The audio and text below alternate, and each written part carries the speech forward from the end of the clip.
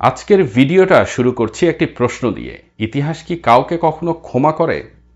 1757 সালের পলাশীর যুদ্ধ শেষ হয়ে গেছে। যুদ্ধের ময়দানে আর কোনো তলোয়ার উঁচু নেই, কামানের শব্দ থেমে গেছে, কিন্তু বাংলার ভাগ্যের যুদ্ধ সেটা তখনই শুরু হয়েছে।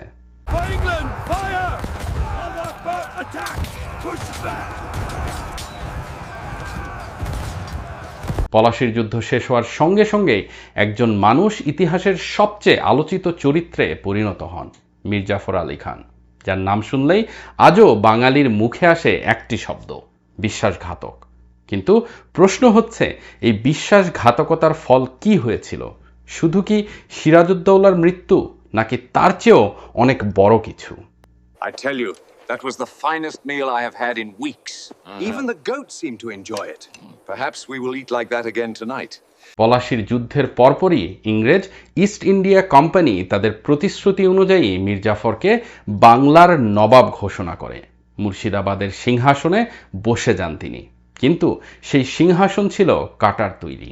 বাহ্যিকভাবে তিনি নবাব, কিন্তু বাস্তবে তিনি ছিলেন কোম্পানির একজন বন্দী কর্মচারী। ইংরেজরা একের পর এক দাবি জানাতে শুরু করে। স্বর্ণ চাই, টাকা চাই, জমি চাই, বাণিজ্যের একচেটিয়া অধিকার চাই। বাংলার কোষাগার, যা একসময় এশিয়ার মধ্যে সবচেয়ে সমৃদ্ধ ছিল, অল্প কিছু বছরের মধ্যেই ফাঁকা হয়ে যেতে থাকে। সাধারণ মানুষ তখনই জানেইনি এই লুটের দায় কার।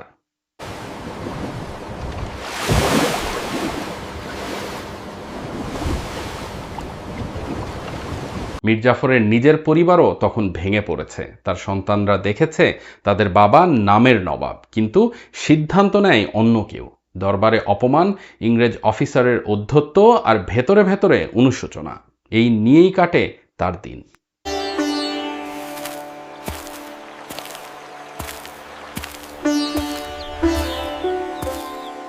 কিছুদিন পর ইংরেজদেরই মনে হলো মীর জাফর আর কাজে আসছে না, তিনি টাকা দিতে পারছেন না, নির্দেশ মানতে দেরি করছেন। তখনই তাকে সরিয়ে দিয়ে নবাব বানানো হয় তার জামাতা মীর কাসিমকে। আর এখান থেকেই নাটক আরও ঘনীভূত হয়। মীর কাসিম ছিলেন ভিন্ন মানুষ। তিনি ইংরেজদের চোখে চোখ রেখে কথা বলার সাহস দেখিয়েছিলেন। তিনি সেনাবাহিনী গড়ে তুলেছিলেন, রাজস্ব ব্যবস্থায় সংস্কার করেছিলেন, এমনকি ইংরেজদের শুল্কমুক্ত বাণিজ্যের বিরুদ্ধেও দাঁড়িয়েছিলেন তিনি। কিন্তু ইতিহাস বলে ইংরেজদের বিরুদ্ধে দাঁড়ানোর মূল্য ছিল ভয়াবহ।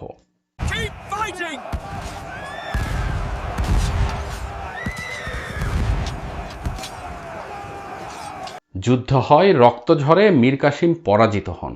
আবার ফিরে আসেন সেই পুরনো চরিত্র মীর জাফর, কিন্তু সেই ফিরে আসা ছিল তার মৃত্যুর দিকে ধীরে ধীরে এগিয়ে যাওয়া। How dare you defy my authority? This is your final warning, King. দ্বিতীয়বার নবাব হয়ে মীর জাফর ছিলেন একেবারে ভেঙে পড়া মানুষ, শারীরিকভাবে অসুস্থ, মানসিকভাবে বিধ্বস্ত।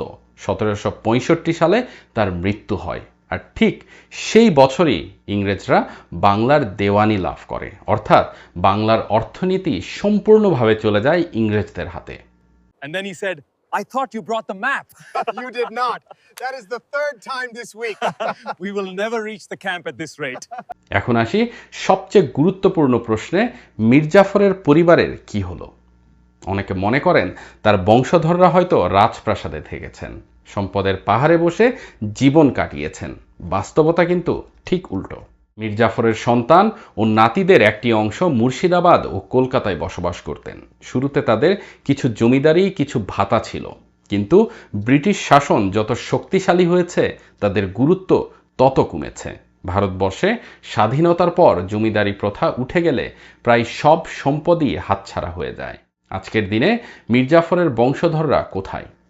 ইতিহাসবিদ ও গবেষকদের মতে তার বংশধররা আজও আছেন, কিন্তু তারা কেউ নবাব নন, কেউ ক্ষমতাবান নন, কেউ সাধারণ চাকরি করেন, কেউ ছোট ব্যবসায়ী, আবার কেউ নিভৃতে গ্রামে বা শহরের পুরনো পাড়ায় বসবাস করেন। সবচেয়ে নাটকীয় বিষয়টি হলো, অনেকে নিজের পরিচয় লুকিয়ে রাখেন, কারণ মীর জাফরের বংশধর এই পরিচয় এখনও সমাজে একটি বোঝা। স্কুল কলেজে আড্ডায় এই নাম শুনলেই প্রশ্ন আসে, ঠাট্টা আসে, কখনো ঘৃণাও আসে। কিছু বংশধর বলেছেন তারা ইতিহাসের দায় বহন করছেন, অথচ সিদ্ধান্তটা তারা নেননি। একজন পূর্বপুরুষের একটি সিদ্ধান্ত প্রজন্মের পর প্রজন্ম বহন করে চলেছেন তারা। আর্থিক দিক থেকেও তাদের অবস্থা খুবই সাধারণ, কোনো সরকারি সুযোগ নেই, কোনো বিশেষ মর্যাদা নেই। ভাবুন তো, যে পরিবারের একজন মানুষের সিদ্ধান্তে পুরো বাংলা দাসত্বে ঢুকে পড়েছিল, সেই পরিবারের উত্তরসূরিরা আজ সাধারণ মানুষের মতোই লাইনে দাঁড়িয়ে চাকরি খোঁজেন, ভাড়া বাড়িতে থাকেন, সংসারের হিসাব মিলাতে হিমশিম খান।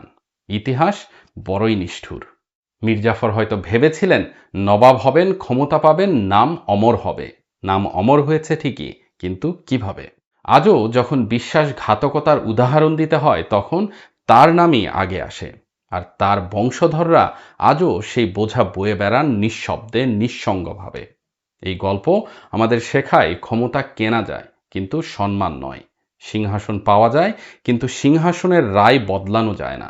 আপনাদের কি মনে হয়, মীর জাফরের বংশধররা কি ইতিহাসের কাছে ন্যায় বিচার পাননি, নাকি ইতিহাস ঠিকই তার হিসাব চুকিয়ে দিয়েছে? কমেন্টে আপনার মতামত জানাতে ভুলবেন না।